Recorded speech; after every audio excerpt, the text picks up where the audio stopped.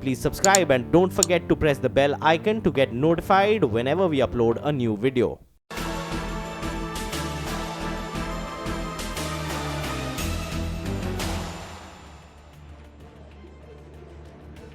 The 11,000 crore rupee fraud at Punjab National Bank taking several twists and turns today, and the story has multiple threads: political, regulatory, commercial and even investigative. Let me take you through the key developments of the day on each of these fronts. First up, the Punjab National Management Bank spoke to the media for the first time after the detection of this fraud.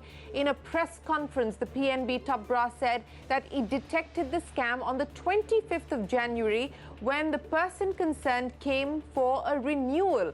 Then they lodged an FIR. They claim on the 29th of January. The bank also says that this is a standalone incident and that they have initiated the recovery process. Not only that, the PNB management also confirmed to CNBC TV18 Newsbreak that Nirav Modi has written to the bank proposing a repayment plan. The PNB management also spoke about the issue of liability. Now, sources from the banking sector have been telling CNBC TV18 that banks are urging the RBI to instruct PNB to pay up outstanding dues on the letters of undertaking issued to Nirav Modi and his associate entities. But PNB said in its press conference today it has not received any instruction from the Reserve Bank of India just yet. The company maintaining that it is in talks with other lenders on the issue and adding that it will honour any bona fide commitments post-investigation. Meanwhile, the investigative agencies have stepped up further action against Nirav Modi and other persons that are allegedly behind this 11,000 crore rupee fraud. The CBI has issued a lookout circular to restrict their movement out of India, but that's too late because Nirav Modi is no longer in India, nor are the others, or at least many of those who are accused in that FIR by the CBI. The Enforcement Directorate has also raided properties linked to Nirav Modi, even as the Finance Ministry has sought a status report. The PNB fraud has also now taken political hues. The Congress Party, the Aam Aadmi Party and the CPIM hitting out against the Modi government. The Congress has said a complaint about a possible fraud was received by the Prime Minister's office in 2016, but that no action was taken. The CPI has demanded a probe by a joint parliamentary panel. The government on its part has hit back at the Congress, saying the fraud started and thrived when the government was in power, that is the UPA government. Now, Network 18 has exclusively accessed the letter that the Congress has referred to. The letter was sent to the Prime Minister's office in July of 2016. It had alleged a possible fraud naming Mehul Choksi and Gitanjali Gems. Now, it's also important to note that Mehul Choksi and Gitanjali Gems have been named in the CBI FIR that was filed on the 29th of January, and also in that letter, the cautionary advisory letter that's been sent out by Punjab National Bank to 30 other banks. So to put all of this in perspective, our team is standing by. Ritu Singh and Ashish Maharishi join us now to take us through the details of these developments. Ritu, coming to you first. The PNB management today addressing the media. What are the significant details that have emerged from that press conference? Because to my mind, it leaves more questions unanswered.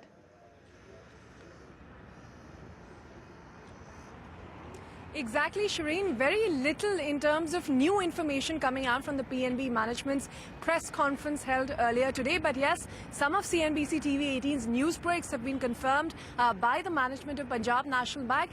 The sum and substance of this press conference today was to really defend Punjab National Bank's actions. Although very clearly the management did not really pin the blame on other banks. What the management said was that it was the first one to detect the fraud and to report the fraud to the government agencies, and that FIRs had been filed. The fraud, it said, was detected on the 25th of January, and by 29th of January, the FIR was filed at the CBI. Post the filing of this FIR, the management said action has also been taken, given that there have been raids, at the culprits' offices as well as residences. PNB though did, several times during the press conference say that it will, honor all the dues. It will, all the bona fide dues. It says investigations are currently on, and if they do find that PNB is the sole bank that was responsible for the loss of all of this money, PNB will honor those dues.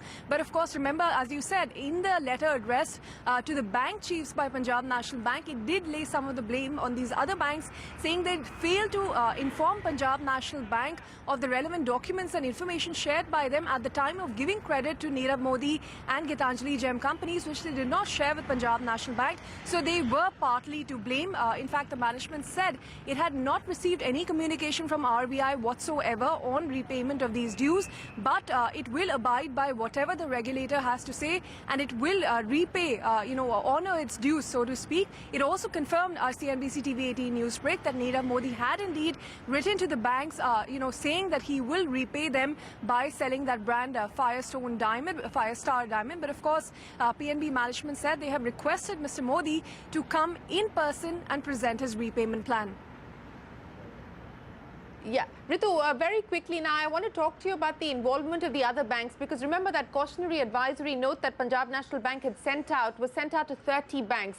But sources now telling us that involvement, and I use the word involvement and not collusion because collusion has not been proven so far, involvement of 6 other banks in this matter. Take us through the details. Well, the minute that 11,300 crore rupees scam came to light, the question was, what are the banks involved? I mean, at the end of it, Punjab National Bank is the one that has guaranteed all of these loans, and therefore the claim and the responsibility, the liabilities, all of those fall on Punjab National Bank. But there are 6 banks that are involved, as you said, that have given credit against the letters of undertaking fraudulently issued at the Punjab National Bank, which act as guarantees for these loans. Now, these 6 banks, we understand from sources, include Allahabad Bank, that lent out anywhere between 2,000 to 2,200 crore rupees, Axis Bank another 2,000 crore rupees, which it also clarified to the exchanges that it has subsequently sold down, and therefore as of now it does not have any exposure against PNB.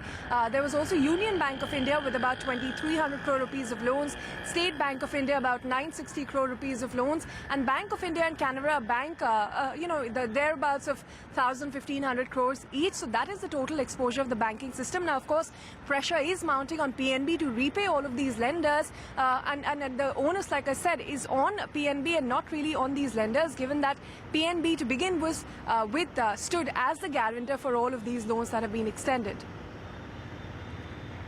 We are the first one to detect and report this to the various law enforcement agencies, banking sector. जो भी हमारे lenders हैं, हमने उन सबको इसमें inform करके रखा है, उनको एडवाइजरी भी दी है. The bank has the capabilities and the capacities to come out this situation. PNB is confident and committed for clean banking. We will come out with the present situation. We are already in discussion with all the stakeholders, including the other banks who are a party to it. We will resolve it. We will honor all our bona fide commitments. We are already in discussion with all the lenders. It will be decided based on the investigation. If the entire onus is ours, we will hold the responsibility. We are not going back from it. But nobody else can be a beneficiary of it also. Well, that's the management of Punjab National Bank. Ashish Merishi, our colleague, also joins us now. Ashish, the political blame game is heating up. The Congress talking about a complaint sent to the Prime Minister's office in 2016. You accessed that letter. Now, the letter, while it talks about Mehul Choksi and Gitanjali Gems and accuses Mehul Choksi of running a fraud of thousands of crore rupees, the letter doesn't exactly name Nirav Modi, even though Mehul Choksi and Nirav Modi have been jointly named both by Punjab National Bank in their letter, as well as the CBI FIR filed on the 29th of January. Well, in fact, if you go through the letter that has been sent by Hari Prasad, who was the complainant at that point of time in 2016, he does not mention about Nirav Modi, but he certainly mentions about the fraudulent means through which Mehul Choksi has actually garnered huge amount of loans from various banks. He mentions the amount close to 10,000 crore rupees, and he also mentions that the company is about to become an NPA. So the PMO should have taken, at that point of time, they should have taken this complaint very seriously, because the amount is mammoth. It is huge, 10,000 crore rupees. But having said that, the blame game, the Congress accuses the BJP accuses the Congress. Yeah. But if you go through the complaint of the Punjab National Bank, and this is one of the annexures of the complaint given by Punjab National Bank. Now, in the month of February 2017, 8 transactions takes place, and then you realize that something has gone wrong in January 2018. So 280 crore rupees of transactions in February 2017, and it takes almost a year for the Punjab National Bank management to realize that something is wrong, Yeah. and then you file a complaint. But then the scam took place has started In in 2011. 2011. Yeah. So both the governments, whether it is the UP or the NDA government, they both are equally responsible. Yeah. Because 2011, if the scam started, it should have been detected then and there itself. Because again, the banking system in itself comes under question. Because absolutely. if CBS has been compromised, core Yeah. banking system has been compromised, then there is something wrong in the banking system. There has been operational failure at many levels, Ashish. But very quickly, I also want to talk to you about what is happening now from an investigation front, because there were raids that were conducted in the month of January, and we've seen raids being conducted today as well across both Delhi as well as Mumbai. So from an investigation point of view, where do things currently stand? Well, in fact, the CBI and Enforcement Directorate are simultaneously they're doing their investigation. The ED immediately filed an ECIR the moment the CBI filed an FIR on the 31st of January, and finally searches were done by CBI as well. But our sources in CBI say that nothing much can be done because this man is out of the country. He also holds citizenship of Belgium, and he's born and brought up in Antwerp. Currently, what we are learning from our sources in Enforcement Directorate is that he's staying in Switzerland and he is not returned. We don't know the kind of treaties we have with Switzerland and Belgium and how difficult or easy it would be. But in all likelihood, it won't be that easy, as we've seen in the case of Vijay Mallya. It will not be that easy for getting him back. Will it come down to extradition, or will there be some sort of a repayment plan that will be actioned? Remember, Nirav Modi, and this was the CNBC TV18 news break, which was confirmed by the PNB management today. Nirav Modi has written to Punjab National Bank and other banks promising to put a repayment plan together. Are we likely to see that process kickstart? The PNB management also said that the initiation of the recovery process is currently underway. What does that mean exactly is the question. With me, three former RBI Deputy Governors, K.C. Chakrabarti, R. Gandhi, S.S. Mundra, also joining us, R.K. Bakshi, former ED of Bank of Baroda. Gentlemen, appreciate you joining us here. Mr. Mundra, let me start by asking you, sir, and this was a question that was asked of the Punjab National Bank management as well in their press conference today.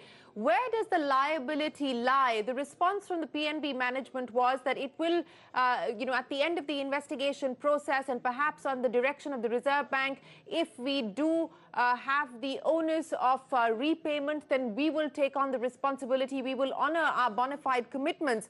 Now, the 6 banks that have been in some form or fashion been involved in these transactions argue that the liability must be borne by Punjab National Bank as the money was sent to the bank's Nostro account. How do you react to that, Mr. Mundra? Okay. Let's begin like this. Number one, the information which has come is too sketchy still to really know the full facts of the case. But having said that, on the face value, without quoting this particular instance, I would like to say that if the instruction has gone through the SWIFT system, which is a secured, recognized, authenticate communication system from one bank system, if money has come into the Nostro account of that bank, when the LOU discounting banks have disbursed, and then that money has been utilized. Yes. And, some arguments were that, this was done by some employees fraudulently, but I think then there is the question of agent-principal relationship, and I don't think on that ground a principal can refuse the transaction. So, if these are the 3 prerequisites which have been met, then obviously on the basis of, if these are all confirming evidences are there, then I think it's very clear liability would be on the part of LOU issuing bank. But if there are other factors and the matter enters into the any kind of dispute, then ultimately it will be the investigation and judicial authority. I don't think that it would be possible for RBI or regulator to, if matter has entered into a judicial dispute, then any kind of directions like that, summary directions can be given. I don't think so. Okay. You don't think so. Mr. Chakrabarti, would you agree with Mr. Mundra that it would not be possible for the Reserve Bank to give any sort of summary directions in this matter, given the fact that this matter is now under investigation? This was the point that the PNB management also made today, that they have received no direction from the Reserve Bank on addressing this issue of liability, sir. No, you see, look, if some bank complains that we have given the money out of the letter of credit and that bank is not acknowledging that or not respecting that particular thing, then if Reserve Bank examines and they find that, yes, everything is okay, no problem. But if there is a legal dispute, there is an issue, you see, all in letter of credit business, always this problem happens, that every small change anywhere, this makes the letter of credit defunct. So all these things happen in generally whenever this problem will happen, ultimately it has to be resolved legally depending fact of the case. But if it is brought to the notice of the Reserve Bank that these are the fact of the case, then sometimes Reserve Bank may ask the bank, because ultimately letter of credit of a bank has to be honored. It is the issue of international practice of banking. So that's the basic issue. Absolutely. But generally, this all goes to the legal disputes, in such big cases when the fraud happens. Yes, and this is a matter now under investigation. But Mr. Bakshi, you know, since we're talking about facts, Punjab National Bank, in its cautionary advisory that it issued to 30 banks yesterday, said that Indian banks did not adhere to the RBI's guidelines on the 90-day LOU window for exports while extending the credit. And hence, I guess they're also putting a question mark then on why the liability should end at their door. This is a point that has been made by PNB, but I will think that banks abroad, are they supposed to be bound by the letter of LOU that has been given to them, or supposed to be in the knowledge of RBI regulation? Suppose it was a foreign bank discounted.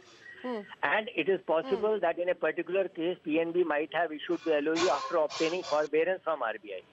So it would have been an alertness on the part of the foreign discounting branch to point it out. But whether it can put a claim on them or a liability on them that since they overlooked this fact, they are liable, that to me doesn't appear. But everything will depend on the facts of the case. If it was a regulatory violation, violation is first on behalf of PNB, which has issued it for 360 days. Not on behalf of the discounting bank, which has discounted such an LOC. And if at all it is found by the regulator that they were also in error, then a regulatory action can be taken against them. But PNB cannot, on this basis, to my mind, prima facie, without knowing all facts of the case, cannot renege on their liability.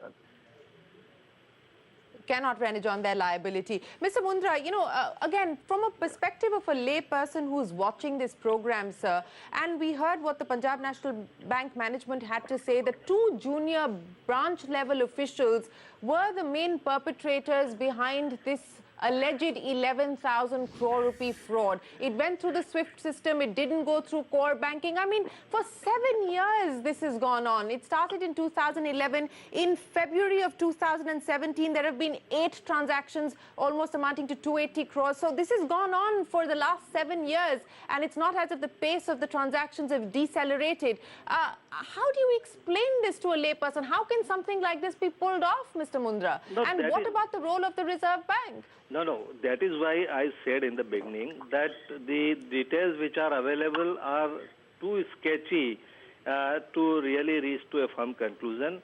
I really don't, believe that from 2011, if there was a spate of continuously fake LOUs which were being discounted and being paid, if outstanding we are talking about 11,000, which is at this point of time, and we say it has been running for 6-7 years, then you are talking a turnover which can well be 50,000, 60,000 crore. So information available is inadequate. Now, as far as I think the question I mentioned in the beginning, question of junior employees and all that, it is a principal and their agent issue. So that can't be a ground for disowning any kind of responsibility. But the key question is there had been, is a operational failure, is a failure of system and the risk management. Yeah. In fact, personally, I remember sometime in September 2016, I had delivered a speech and I had exactly mentioned about this kind of possibilities. So, and in June 2016, RBI what had gave come you out, the reason to? RBI had come out with a What gave you reason and in 2016 to raise the red flag on this issue, sir? Did you have evidence to suggest, or did you have reason enough to be concerned that you actually made reference to this in June of 2016? Not the specific case, but something, this operational failure that you're talking about. There had been instances where there had been effort to, manipulate the SWIFT system. There had been one case about the Nostro, trial on Nostro, which was filed. I won't go into the detail, but there were attempts. So I think while we are discussing what is happening today, but to my mind, and I would like to use this opportunity to basically, we should look forward, and three things are necessary. Yeah. Number one, there should be a seamless integration interface between the CBS system and SWIFT system without any manual intervention in between. That is very, very important. The second point is, these kind of activities should not be dispersed all over at hundreds of branches. It makes sense to create, each bank should create few centralized centers, and this is what we had suggested, we had mentioned. Ultimately, RBI or any regulator would not be in the business of running day-to-day activities. The banks would be given certain warning signals, but this is for them to implement. So that centralization of this activity is also very important. But the third point, and Shireen, which I would really like to mention at this point of time, with this kind of instances emerging, I think it is now appropriate to do a national level check. And for that, let's pick up a cutoff date, let's say of January end. And all the Indian banks who have discounted against the LOU, let them reconcile with each other. Yeah. Maybe we will not be able to cover some of the foreign banks, but these LOUs are typically discounted with Indian banks, maybe overseas branches. This one type of reconciliation, to my mind, now looks very important, so that we can be sure that, this kind of risk in a large proportion is not sitting in the system. That is something I think will be very meaningful if we can convey the message very clearly, loud and clear. Okay. Mr. Bakshi, important comments that are coming in from Mr. Mundra. A national level reconciliation should be a priority that we should look at this point in time. Of course, seamless integration of the core banking system with SWIFT and centralized centers when it comes to disbursal of LOUs. Would you like to add to what we now need to focus on to ensure that we don't end up in this situation a few months down the line or a few weeks down the line, Mr. Bakshi? Yes, I will like to add, but while endorsing whatever Mr. Mundra has said, he's a very seasoned banker and very valid points made by him. I'd like to just add one thing, which was, to my mind, the biggest gap, which if it would have been that risk mitigation would have been practiced, the fraud would have been nipped in the bud on the very first day, which is if SWIFT is a standalone system, the log of the SWIFT, the day's messages, must be independently gone through by some officer at the end of the day, because ultimately you are leaving the key to the treasure in the hands of two people. If the messages are verified at the end of the day, immediately unauthorized messages would have been noticed. When we used to have earlier the telex system, the telex roll, the carbon copy was at the end of the day verified individually, and all messages were ticked whether only authorized messages have gone. In this case, how can you leave a standalone system which can create liability of billions of dollars and the messages are not checked neither by confident auditor or by some officers? They should be checked every day. That's the point that I was asking as well, that how can something like this go unnoticed, not for a day or 2 days, but for 7 years?